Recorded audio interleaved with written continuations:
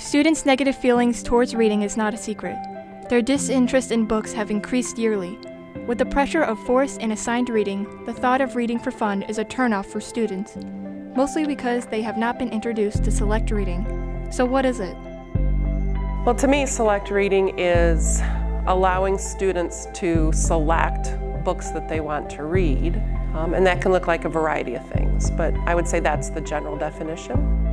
Select reading has gone under the radar in so many schools, so how many schools actually encourage this practice? 40 to 50%? Hoping it's 100%. I'd hope it's over 50%. Only about 30% of schools in each state briefly let students read independently. And it is that students are reading less and less each year. So how many students are still holding on to this lost art? Like 30%? 40 to 50% maybe. 25% of students read for fun. In today's schools, only 24% of students read for fun on their own. What I think select reading provides for teachers is it provides the opportunity to learn a lot about students and students' interests.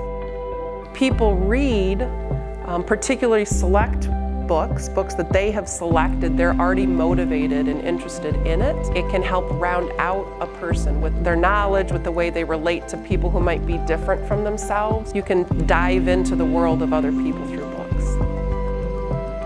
Selective reading gives students really great skills. The more that we can prompt students to read, the more time that they spend reading, the more they actually develop brain connectivity, and they increase their intelligence, their knowledge, their vocabulary, their writing skills. There's just a lot of benefits to it. Reading for fun can be very relaxing, and you're just reading because you're enjoying it, and that's all that you have to do.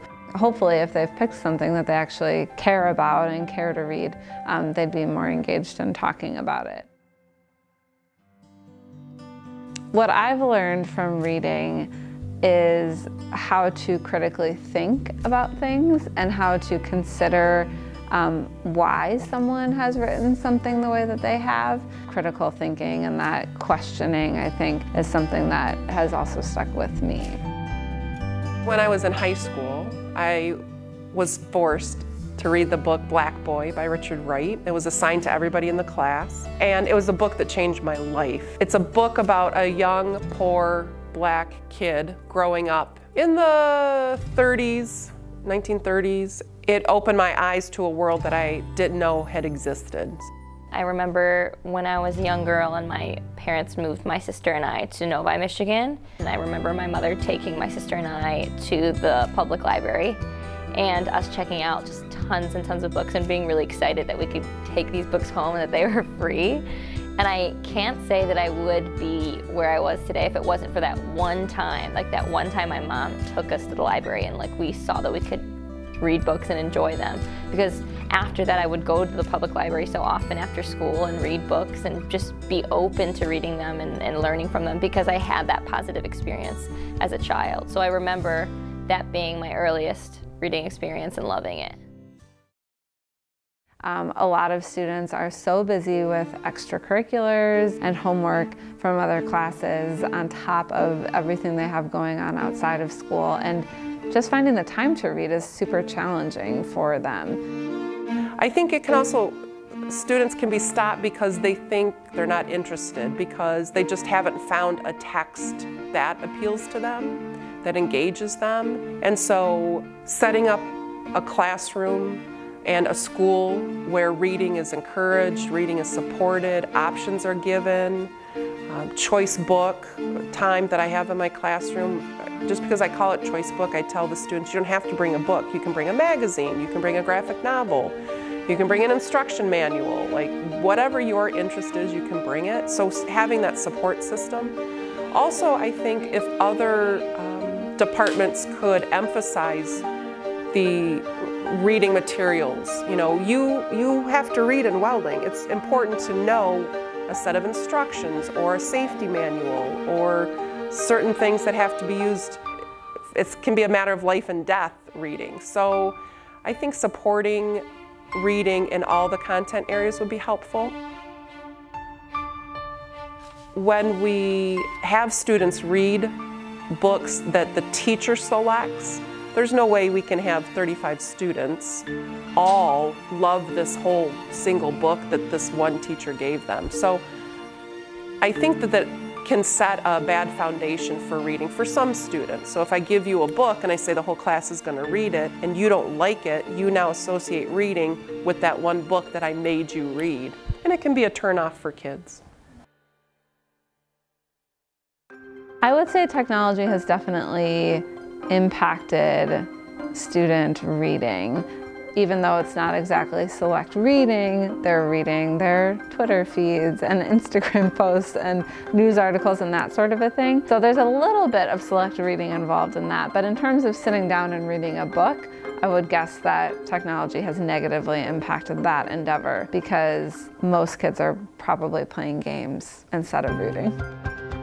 I think having ebooks and Kindles and all of that is wonderful, and having access to those same books on your phone is also a great tool and should, again, theoretically encourage students to read more. But I do worry that when you're reading something on your phone, you've got notifications coming in and other things popping up, and that could distract from the reading process. I think for some students it does. I think for some students the use of technology and the contrast between the words on the page and then the background, the light from behind, I think all of that could benefit some students. I think that reading transports you to worlds that you don't know much about sometimes, and so it teaches you to understand other people's perspectives. There's more creative worlds out there, and not that some of those worlds exist. I think it just allows you to be a more creative and imaginative person when you let yourself kind of be engrossed and enveloped in those worlds. Students tend to enjoy reading when they're young and when they're in elementary school, and then somewhere along the way they lose that love for reading. I think what happens is that reading becomes a requirement along the way, and so suddenly it doesn't feel quite as fun. Well, as far as like select reading in school goes, I think it's like absolutely indispensable. I think it's should be available to every kid in every school, but I think that in order to enforce it, it should be enforced appropriately. I think that if the teachers aren't buying into the concept of select or free reading, then it's going to be harder for the kids to buy into it. So the teachers have to be passionate about it and its benefits, and they also have to be good at telling kids what books would be good choices for them and like what avenues they should go down, what genres they should choose, subject matters they should look into when choosing a book. If the teachers aren't buying into the idea of select reading, then the kids aren't going to either. It's going to be much harder to get kids involved and like wanting to see the benefits and enjoy it. I would just really encourage everyone to read everything. Books that they don't seem to be interested in, try it. You don't have to finish it, but at least try it. Newspapers, magazines, anything. Just keep reading because I feel like it can open up worlds to you. I think that you can't go wrong with doing that. So if I can in any way give my students just a little bit of help and a little bit of a push to get to that point, then I'll find a way to do it.